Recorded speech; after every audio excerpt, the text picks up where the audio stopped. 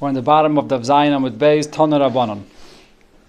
Tana Rabbanon, we learned in the Braise, Ein Boitkin, Loi Rachame, V'loi Alavana. The Bedikas Chametz cannot be done by the light from the sun in the middle of the day, V'loi Ravana, and not moonlight.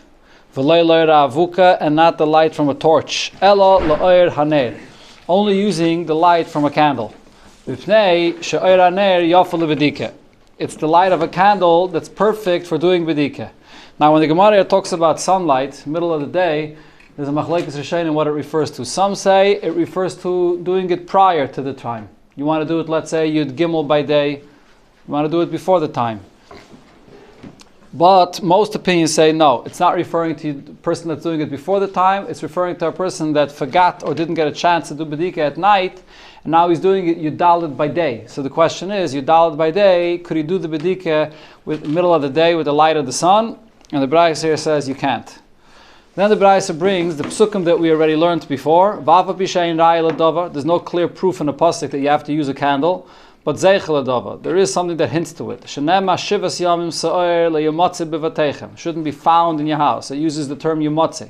V'aymer, in another pasuk it says v'yachapes b'gadol hachel, that he was searching. They searched the bag of Binyamin, and over there in that pasuk it says v'yimotze, that they found it.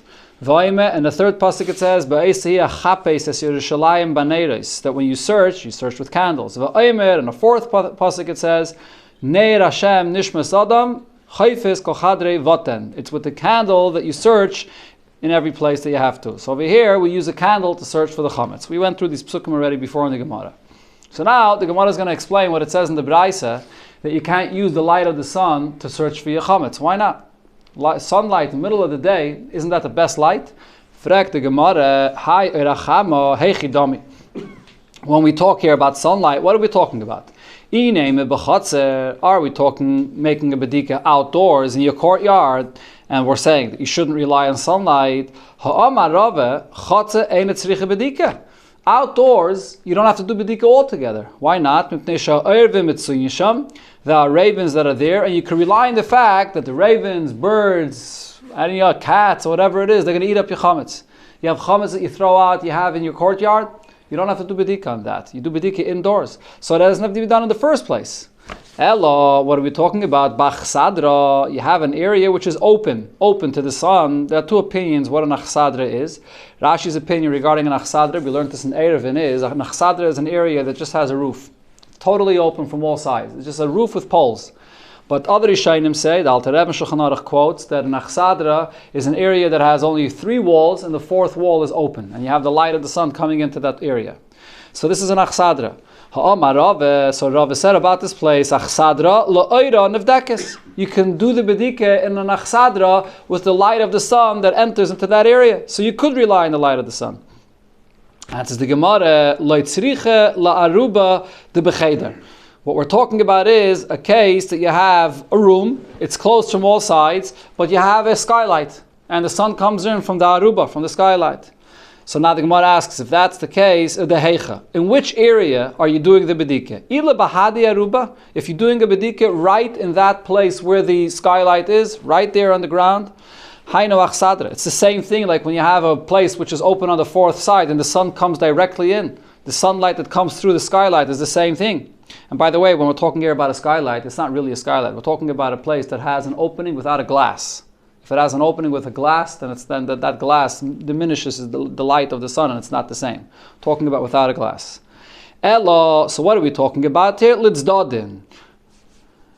Did I skip something? No. Elo litzdadin. We're talking about a person that has a room and it has an opening and the light of the sun comes in, but you're not doing the bedika right there. You're doing the bedika on the sides, in cracks and areas on the sides, not right against that area where the sunlight comes in. And that's what the Braise meant to say, that in such a case, even if it's during the day and you have a nice amount of light that enters into the room, but if it's not directly open to the sunlight, you have to have a candle to do your bedika. Now the Gemara goes to the next thing it said in the Braise. What did it say after this? Well, it said you shouldn't use the moonlight, which is pretty simple to understand why you can't rely on moonlight. And the next thing it said is don't use a torch. Va'avuka loy. You shouldn't use a torch. Why not? The light of a torch is much better than a candle. There's a pasuk that says, "V'noiga ka'oir tiyeh." The light, noiga means the light of the tzaddikim, lasad lavai, will be like the light that was created in the beginning of creation. The light that was able to shine, you will be able to see from one end of the world to the other. Karnayim miyad eloi. Karnayim also means the shine of the light that will be from the tzaddikim. V'sham chevye nuzay. There is the strength and the greatness of the Eibishter. And on this pasuk it says, Lema tzadikim daimin b'fnei shchina la'asad lavei. What will the tzadikim in front of the Eibishter be compared to? Kinei b'fnei avuka. The tzadikim will shine like a candle, and Hashem Himself will shine like a torch.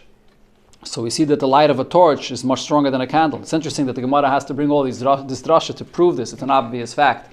V'amar Rava.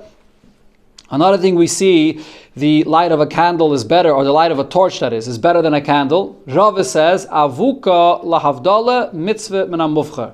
When you make havdalah, you use a torch, or you're using at least a candle that has 2 wicks to make the bracha bayre ma'irei eish. It's better than using a single candle. And the reason is because we say ma'irei. We learned this in brachas, ma'irei eish, because the flame has a few colors in it. So therefore, if it has 2 candles or 2 wicks, it's even better. So that question is, why by Bedikas Chametz shouldn't you use a torch? Amar Rav Nachman by Yitzchak. So Rav Nachman by Yitzchak explains. There's a few different things the Gemara will say now. One reason is, using a candle, you can go with it into small areas of holes and cracks. But if it's a torch, you can't take it into an area which is cracks and holes. Rav Zvid says, Zeh oire lefonov. The light of a candle is projected forward, in front of you. V'zeh oire la'achrav. And the light of a torch is projected behind you. Exactly what the pshat of that is, I'm not 100% sure, but that's what the Gemara says. The light of a candle gives you light in front of you more than behind you. I think the idea is that a torch has a glare, so you can't see past it. Too much of a glare, so you don't see it. A candle, you could see past it. Good. Okay. Rav Papa, third reason Rav Papa says, Hi bo'is. When you have the light of a torch, that's what they say over here? Okay, very good. Hi bo'is. When you're using the light of a torch, you're going to be afraid that you're going to burn down your house. V'hai loy bo'is. If you're using the light of a candle, you're not afraid. You feel safe with it, so you'll make the bedika properly. Ravina, the last answer, Hi moshech nahayra, the light of a candle, so the wick, it burns nicely, it doesn't flicker, it doesn't jump. V'hai miktaf iktufi, when you're using a havdalah candle, so it's not, the fire is not going to be stable, it jumps and it flickers, and it's not going to be easy to do the bedika with it. So therefore we use the light of a candle. What about flashlight? So Mikadin not. There's Pesachim talk about it. If you can make a bracha, I mean, if you have to use a flashlight, for sure you shouldn't make a bracha because it's a suffix if you can use it. But if you don't have a candle, then you can use a flashlight. But it's a shaila if it's allowed. If you're in an area where they don't allow using candles, if you're renting a room in a place in a hotel and you have to do bedika and you're not allowed to use a candle, so you have to use a flashlight. But you can't make a bracha. That was a takana. The takana of Chazal was dafka a candle, correct? To make a bracha, the bracha goes all the way for the bigger chametz that you're going to do tomorrow. But the Maisa HaMitzvah that you're doing now is not the way Chazal were masakin it. So I don't think you can make a bracha on that. Pesachim speak about it. Maybe some say you could.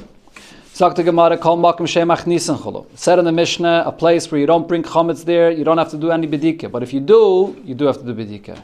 Says the Gemara, Kol Makom. So when it says that in every place that you don't bring chametz there, La Suya Mai. What is this coming to add? La Suya Ha the Tana Rabbanan. So we learned in the Braisa as follows. We have holes in a wall. Which holes do you have to do bedika and which holes do you not? Chayre Baisal Yainim. If the holes are higher up, so you don't put your chametz there, or v'hatachaynim, they're very low down, you don't put chametz there either. There you don't have to check. And the same thing, gag ha-yitzia, you have the roof of a yitzia, which is basically a shed. That's what it looks like over here. It's a shed that you have. You don't put chametz on top of the roof of a shed. V'gag ha-migdal, on top of the closet that you have. Refes bakar, you have a barn for the cattle. Lulin, you have a place for a chicken coop, umatbein, a storage for your hay or your wheat. V'aitzris yayim, v'aitzris shemen, you have storage for wine or for oil. Ein tzrichin bedika. All of these places do not need any bedika because it's a place that a person doesn't bring any chametz there. Yeah, in a barn, they don't bring chametz. So the Alter Rebbe Shulchan Aruch explains, the Rishonim said, the Alter Rebbe speaks about this by Riches, and he says that when you talk about a chicken coop or a barn, those are places that you might bring chametz there to feed the animals. But just like we said before, similar to what we said before regarding the chutzner, that we rely on the ravens that come and eat it. In a barn, in a chicken coop, we rely on the fact that the chickens will eat it.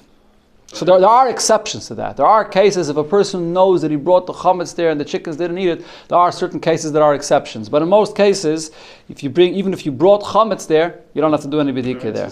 In the middle of the meal. We're going to come to that in the Gemara. It's coming. Rav Shimon ben Gamliel says, Mito hachilekes b'toich habayis. You have a bed in your house, and the way they had it then, they didn't have properly built houses with rooms. So you had a bed where you positioned in one area in the house to separate from the living area to a bedroom. So it sort of divides the house. But Rashi says the fact that it divides the house is not significant to what we're speaking about. It's just the way they position things in those times. Umafsekes, and it separates from one place to another. Tzricha bedika, you have to do bedika under this bed. Okay, this is the braisa that it says here. Now, Gemara brings a contradiction to this. V'raminu, now another brayse we learned, Chayr sheben adam lachavera, you have a hole in the wall between your house and your friend's house. Zeh beidik ad makom sheyadim megas, and zeh beidik ad makom sheyadim megas. Each person, if it's a thick wall, so each person has to do the bedika in the hole of the wall as far as his hands can reach. V'hashar, the rest that your hand can reach there, mevatle beliba. You just do bittul and it's okay. Rav Shimon ben Gamliel says, so the same Rav Shimon ben Gamliel quoted in the previous brayse, here says the opposite. Mita hachilekes b'toich habayis, a bed that's positioned in a house and it separates one room from another. Ve'etzim va'avonim studim tachtea, and there are wood or rocks that are being stored beneath this bed. Mafsekes, and it separates from one place to another. So then, under this bed, you do not have to do bedika. So before Rav Shimon ben Gamliel said you do, and here he says he doesn't, you don't. So the Gemara says, Kashya mita amita. We have a contradiction in what Rav Shimon ben Gamliel says regarding doing bedika under a bed. And Kashya chayrin achayrin. And there's also a contradiction as far as the holes are concerned. Do you have to do bedika in the holes of the wall or not? Says the Gemara, chayrin achayrin lekashya, regarding the walls, there's no question. Ha be'iloi ubitatoi. When you're talking about holes that are higher up, or holes that are lower down, which is an area a person wouldn't store any chametz in it, even temporarily, so you don't have to do bedika there. And vaha b'mitzi, in the brayse that it says that you have a hole in the wall and each person has to do the bedika as far as his hand reaches, it's a hole that's in the middle height, the average height that you would put your chametz there. Mita lekashia, similar regarding the beds, whether you have to do bedika under the beds is not a question either. Ha de medallia, if you have a bed that's raised off the ground high enough that a person would put chametz under his bed, so then you do bedika there. Ha de mitisoi, when it's lower down, the bed is close enough to the ground that a person doesn't store things under the bed, so you don't have to do any bedika over there. Okay, let me just point out regarding what we're learning here in the Gemara, min hatayra, most of these places don't need any bedika at all. There are three different categories of places as far as bedika is concerned. One place is where you never bring chametz into that place. It's a kind of storage that you never bring chametz there. Then you have places where you bring chametz there all the time. That's what's called rogel. You're accustomed to having chametz there in your kitchen, in your dining area. There's chametz there all the time. Those are the places that you have to do bedikim in atayra. Then there are areas where it's not rogel to eat chametz there. It's not your dining or living, it's not your kitchen, but it's an area that sometimes it's possible that you carried chametz into there. The rest of the house, most of a person's house, is not chayiv and bedikim and atayra because it's a mokim shemachnisim by chametz. You possibly bring chametz there, but Minatayra, you don't have to be chayshish for that. Not unless you see the chametz, you don't have to do any bedika there. You only have to do bedika in a place where you know that there's a chazaka, that there's definitely chametz there. So most of these places we're talking about over here, in the holes, under a bed, it's only chayiv and bedika midrabanan, not minatayra. And the same thing will be with the discussion that we're going to have right now regarding storage areas. Storage areas that it could be that you walk there in the middle of a meal and you were holding a piece of bread in your hand. Menatayra, we're not chayshish for that. Only midrabanan is there a chiyuv to do bedika in such kind of places. Let's see now the Gemara regarding the storages. Oh, the only thing of bedika is there's a bedika deraisa. The bedika is. If you don't do bittul, if you don't do bedika, if you don't do bittul, there's a chiyuv of bedika midaraisa. Yes. Not Shema Yimtza, because if you don't do bedika, then it's in your house, the chametz is left there. Okay? Sagt the Gemara, v'oitzris yayin ein tzarech bedike. One of the things that it said here in the Braisa was that storage, wine, you don't have to do bedike there. Why not? Tanya, another Braisa, it clearly says, oitzris yayin tzarech bedike. An area where you store your wine does need bedike. Oitzris shemen, a room where you store oil, ein tzarech bedike. That doesn't need bedike. So the Gemara explains, hacha b'mayaskinon b'mistapik. The Braisa that says that wine cellars, a wine storage has to have bedike, it's because it's a kind of wine cellar that you would go there in the middle of a meal. Mistapik means when you want to get more wine in the middle of the meal, so you go there. Says the Gemara, ihachi shemen nami. Why not say the same thing regarding oil? Why should a room where you store oil not need bedike? You might need more oil in the middle of the meal. Says the Gemara, no, that's not the case. Shemen yesh kval achila. Oil, a person knows before the meal how much oil he's going to need. Yayin en kval shtiya. Wine is different. A person drinks wine and he thinks he wants a little of wine, then he wants more. It's good wine, he wants more wine. So therefore wine is something that you might want to go take in the middle of the meal. Tani Rabchiel taught Asu Eitzres Sheikha beBavel. In Bavel, they weren't drinking so much wine, but they drank more beer. So therefore, over there, the rooms where they stored the beer in Bavel, Ka'eitzres Yain Beretz Yisrael. They treated it like the storages of wine in Eretz Yisrael, that you have to do bedika in that place because possibly in the middle of the meal you want to get some more beer. B'mistapik, in a situation where you take more in the middle of a meal. Beer is chametz. Huh? Even beer that's not chametz. Good point. Even huh? Didn't they make beer out of dates? Date beer, okay, good, whatever it is. Beer that's not chametz, okay. Amar Rav Chisda says as follows. Beit dogim, you have a room where you store fish, ein tzarech bedike. You don't need any bedike there. Vatanya, tzrichen bedike. And another Braisa that says, where you store your fish, you do need bedike.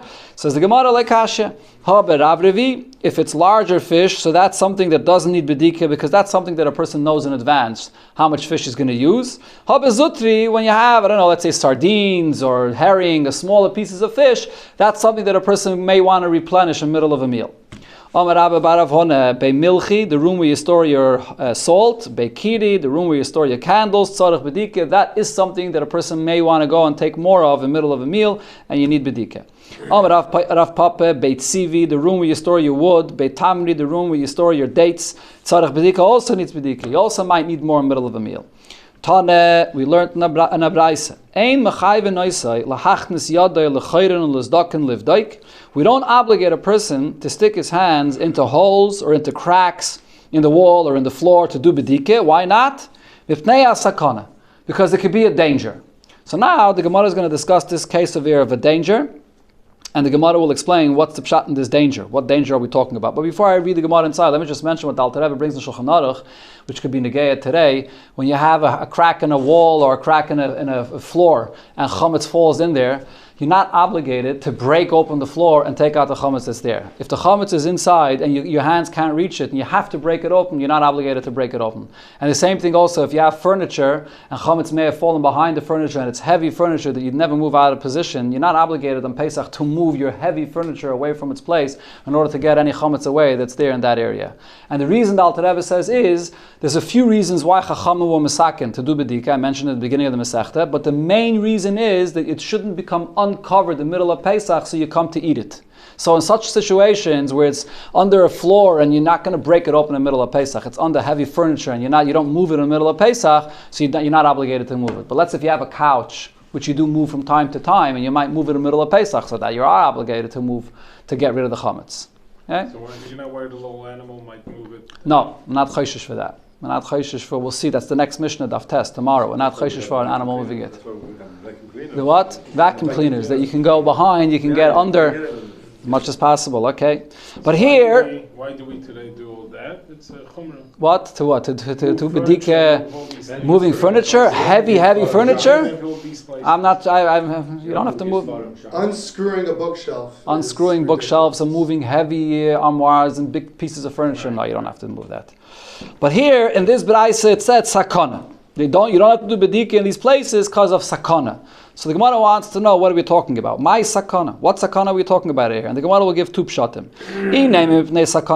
Or are we talking about a situation where you're sticking your hand in a hole and it's a place where a scorpion could be there? So, kimishtamish, if you would be using that place, you would only have to do bedika because you would be using that place to put chametz there. So if you use that place, heichi yishtamish, how could you use that place if there's a scorpion there? So the first pshat of the Gemara is leitzricha de nafal. What we're talking about over here is, let's say, a house that collapsed or an area that collapsed, and now there's a bunch of bricks lying on top of the chametz. So it's telling you that you don't have to stick your hands under into that area to take the chametz out, because now there could be a scorpion there. Nafal, says Gemara, wait a minute. If we're talking about a house that fell, that collapsed, lama li bedika, why do you have to do bedika altogether? What? Nan, there's a Mishnah that says later in the Masechta here, chametz shenaf lolav mapailas, chametz that a wall collapsed on it. Hareihu kemavur. You don't have to do any bedika whatsoever. It's as if it's already totally burnt. Even if you do no bittul, min atayra. Chametz that's under a collapsed wall that's buried deep enough, as we'll see in a moment, it's as if it's completely burnt already. So why do you have to do bedika altogether? And says the Gemara, it depends how deep it's buried. Hasam she'ena kelev yachal lachapis achrav. In a case where the chametz is buried under a house that collapsed so deep that a dog won't even smell it and he won't be able to get it, then you don't have to do bedika. Hacha, over here, what are we talking about? Keshar kelev yachal lachapis achrav. When a dog could go and smell it and find it, so then in such a case you do have to do bedika. And that's the case that it was saying here, that because of a scorpion, it's a sakana, so you're not obligated to do it. Asks the Gemara, when you're doing a mitzvah, are we afraid that you're going to be bit by a snake, by a scorpion? Are we afraid of such a thing? But Rabbi Lazar said, Shluchei mitzvah einan nizaikin. A person that's a shliach doing a mitzvah is not going to be harmed. So if a person is doing a mitzvah, why are we afraid that he's going to be harmed? As says the Gemara, Rav Ashi, what we're afraid of is Shema Toivet leMachat. He might lose a needle. V'asi le'iyuni basra. And while he's looking for his chametz, he's also going to be looking for his needle. So he's not only looking for the chametz, he's looking for the chametz, and he's also looking for his own personal thing. Asks the Gemara, so what? In such a case, it's not a mitzvah. But we learned in the Braise, a person gives money for tzedakah, and he says clearly, why am I giving the tzedakah? Because I want to do it in the schus of my child that's not well, and I want him to live, or I want to have olam haba. So he's doing a mitzvah specifically with a kavanah for his own benefit. He's considered to be a tzaddik gomer, even though he's doing the mitzvah shaloi lishma, but he's a tzaddik gomer. So the Gemara is asking the same thing we should say here. His needle fell into that place. He's looking for the chametz, and he's also looking for his needle. So he's looking for his own benefit, but he's still also looking for chametz. So he's doing a mitzvah. So why should he be harmed? Says the Gemara, Dilma, no, what might happen is, Basa the Badik, Asaluyun Basra. Maybe, even after he finishes doing the bedika, he's going to continue, he's going to be looking for his needle, and then he's going to be harmed by a scorpion. And that's what we're afraid might happen. So in such an area where there's a danger, Chacham imparted him of doing the bedika, they exempt the person of the bedika, because he may be harmed by looking for one of his own personal things that fell there, and he's not doing a mitzvah. So this Gemara is interesting, and there's a lot of discussion in Rishayim about this. We talk over here about a person that's doing a mitzvah shaloi lishma. Not only shaloi lishma, but he's doing it specifically for the benefit of a zechus for a child, that he wants to have a refuah shalema, that his child should be well, and so on. And the Mishnah, the Braise here says he's a tzaddik gomer. That's a big chiddush, because we do know, that a person is supposed to do a mitzvah even shaloi lishma. But the fact that the Gemara uses the expression tzaddik gomer, that's a very big chiddush. So Rashi over here says that, and Rashi tzaddik gomer, that he's doing it shaloi lishma, v'lo yamirinan shaloi lishma oise elakiyem mitzvahs beire shetzivo lasses tzedakah u'miskaven af lahanos atzma shishkva b'laylam abayis yichibini. From the lashon of Rashi says af. It sounds like we're talking about a person that's doing it for the sake of the mitzvah, and he's also doing it sheyich yibini. He's not doing it exclusively sheyich yibini. Even if his child wouldn't need a refuah, he would also do the mitzvah of tzedakah. That's what it says here in Rashi. There are other pshatim in Rishonim about this, but that's Rashi's pshat. Taisus over here talks about it as well. Taisus brings the Mishnah of Pirkei Avos, Al Tir Kavadim HaMishamshim Sarav L'Kabel Pras.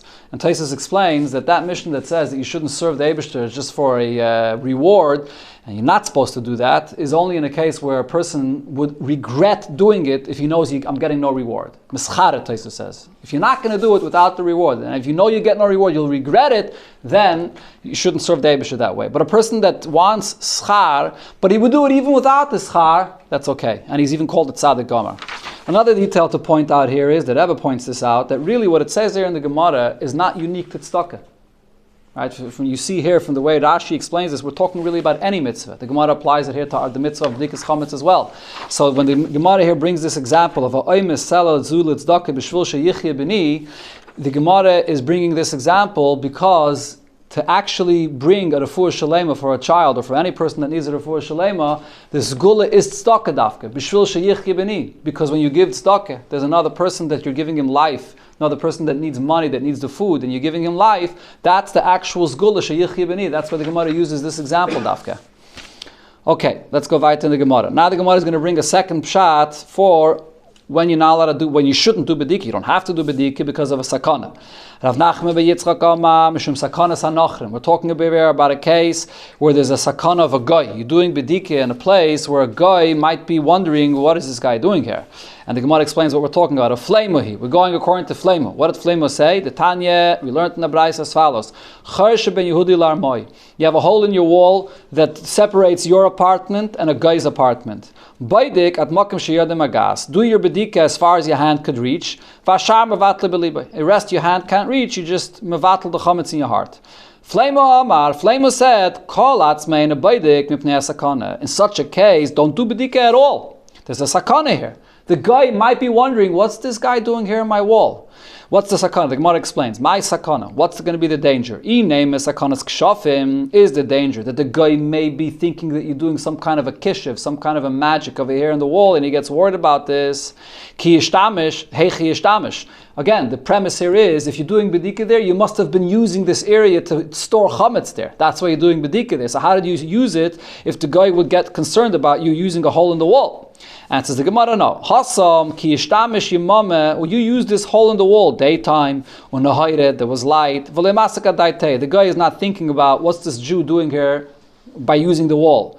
Hacha. However, when you do bedika lelia, it's at night, ushragahu, and it's with a candle. Umasaka daite. So this guy and his neighbor is going to start thinking, what's this Jew doing here with a candle in the wall in the middle of the night? So therefore, Flamo says in such a case, you don't have to do bedika altogether. So again, the Gemara asks, if you're doing bedika and you're afraid that the guy will come and harm you, but if you're doing a mitzvah, why are you afraid that you're going to be hurt by this guy? Answers the Gemara, heiche the shchiach hazeke shani. In a case where the hazeke, where the harm that might be coming to you is a case that it's common that it would happen, in such a case, even a person doing a mitzvah is not protected. Shenema, there's a pasuk where it says, Vayom Shmuel, the Eibush tells Shmuel to go and anoint David HaMelech to be a king. So Shmuel says, Eich Eilech, how could I go? V'shama Shmuel v'hargeni. Shmuel will hear about Shaul, and Shaul will hear this v'hargeni and he'll kill me. Vayemer Hashem, Eglas baka tikach b'yadecha. Hashem gives him a plan how to do this. Come there with an animal and it'll disguise yourself. That he shouldn't notice that you're coming to anoint David HaMelech. So even though he had a mitzvah, he was afraid that Shaul will kill him. Because it's a matzav of shchiach hazeka. This is something that he knew that Shaul HaMelech would not tolerate such a thing. So even a person like Shmuel, that has the betachin in Hashem and he's doing a mitzvah, but ein saimchan ala nes. He's not going to rely on a miracle, and it's shchiach hazeka. So the same thing also regarding bedikas chametz. The question was asked of Rav. Hani b'nei bei Rav, these yeshiva students, the dairi bebage, they live out in a valley, they live out in these villages and valleys, and they want to come to learn Torah. Mahu lemesi, can they come? Kadma v'chashaycha, early in the morning before it's light, and also late at night when it's dark already. In other words, it's dangerous. They're going out into a valley or into these villages. Could they go at night? So Amaluhu, Rav says to them, Nesu, they can come alive al tzavarai, on me and on my shoulders. I take responsibility for this. In other words, he's relying on the fact that you're going for the purpose to learn, for a mitzvah, they're not going to be harmed. Okay, so Nazel Mai, how about to go back home?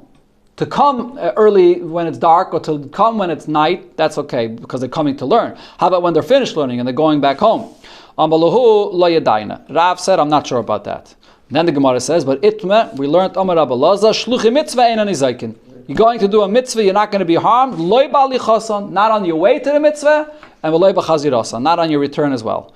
Come on, who does Rabba Laza's opinion follow? Ki ha tana. like this, like Kihaitana, this opinion here in the Braisa, the Tanya Yisi ben Yuda Oime, Klapei Sha'amra Teira, because the Teira says, regarding, this is talking about the Yidden that go to the Beis HaMikdash to be Oile Regel on the Yom Tif. So what does it say in the Pasuk? V'lo yachmeid isha sartzecha. Nobody will desire your territory. You can leave your territory behind and nothing will happen to it.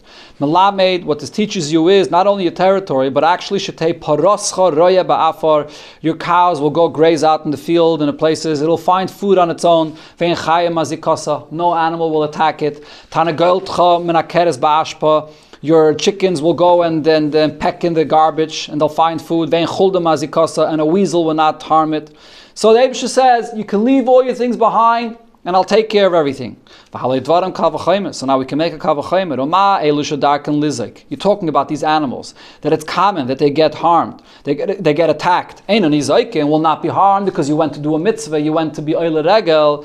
A person that's not as common to be harmed, and Rashi here actually says, is it Rashi here or this is in Baba Kama? Yeah, Rashi says in Baba Kama that it's not the derech to be harmed because a person has a mazel more than an animal that's guarding him. Allah has kama v'kama, most definitely that you could go and you could return and you don't have to be concerned that you're going to be harmed.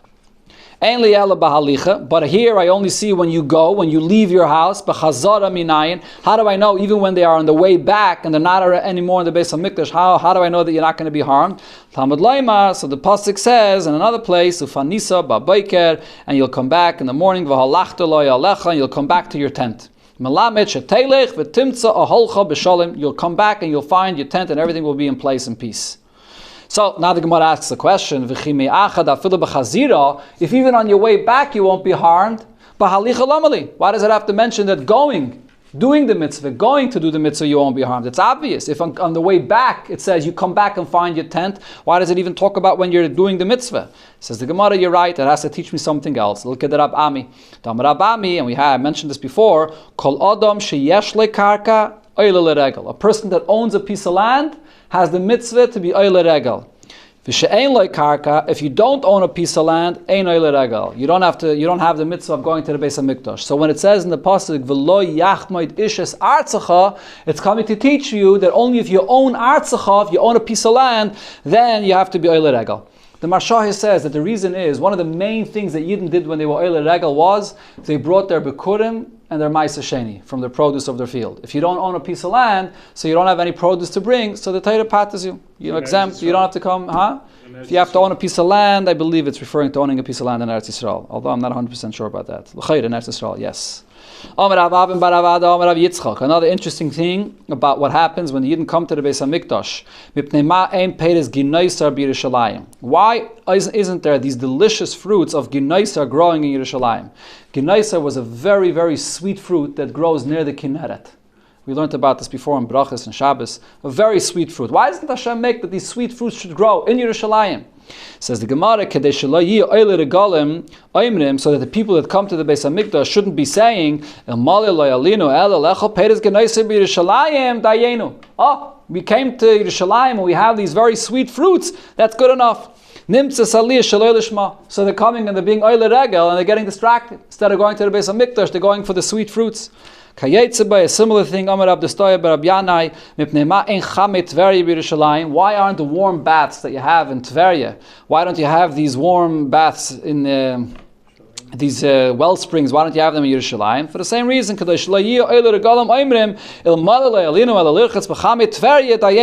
coming here to Yerushalayim and we can bathe in these bathhouses. It would be enough. So they come to Yerushalayim for not the right purpose. Okay, so this concludes the sugya that got involved in these things. We were talking about bedike, and that's a case of a sakana. Now we go back to the Mishnah, and we're going to talk about the machlokes of Beis Hillel and Beis Shammai. And if you pass around over here these pictures, so you can see exactly what we're talking about. Every time somebody goes In the Gemara here, there's two different pictures over here. I mean, there's okay, so here you go. We'll take a picture of it and we could post it on the group as well, so you can just pass it around and look at both pictures. Something happens like Okay, Chanami, but l'chatchila you should be doing just for the sake of a mitzvah. Okay, what did it say in the Mishnah? Ubameh omru beis shuris v'chulu. The Mishnah says, when did we say that there's 2 rows in the storage that you have to do bedikah there?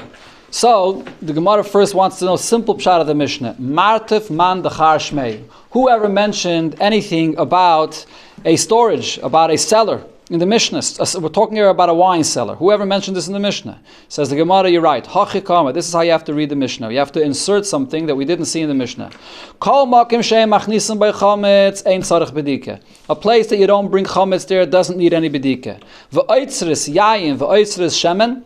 A cellar, a wine cellar, or a place where you store oil, nami ein tzarich bedika. Also doesn't need any bedika. Ubameh omru shtei shuris b'martiv. Regarding what does it say that there are 2 rows in the cellar that does need bedika? Makaim shemachnisim by chametz ub'mistapik. There are 2 rows where you need the bedika done over there because you might want to go and replenish in the middle of the meal. And on that, there's a machlokes of Beis Shammai and Beis Hillel. Which 2 rows exactly does the bedika have to be done?